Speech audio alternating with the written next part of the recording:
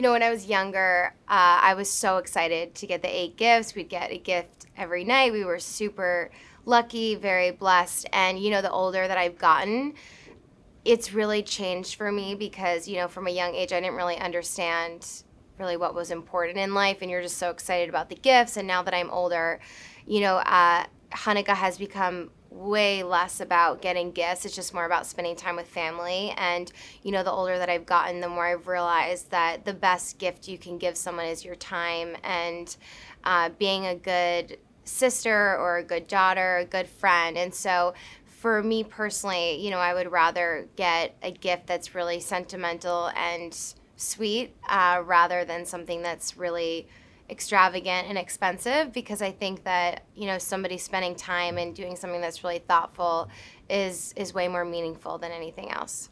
I would say this year is probably going to be my first year that I'm going to start traditions with my friends. To be honest, when I was training, I didn't really have much time for a social life. And the last couple of years were just, I was very lucky to be crazy busy.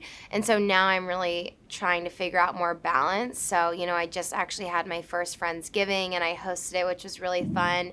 And, my friends and I are talking about doing another fun holiday party because, my friends all celebrate different holidays. So I'm excited to start that. I kind of feel like I'm going into the next chapter of my life, which I'm looking forward to that. So I'm excited to make some new traditions and make some new memories. But I don't really have a ton of traditions with my friends for the holidays, but that will change. My favorite gift that my siblings and I have gotten during the holidays would be getting to go, somewhere on vacation with my family. In Boston, it's really, really cold, so we're very lucky that we get to go somewhere warm and just being able to spend time together.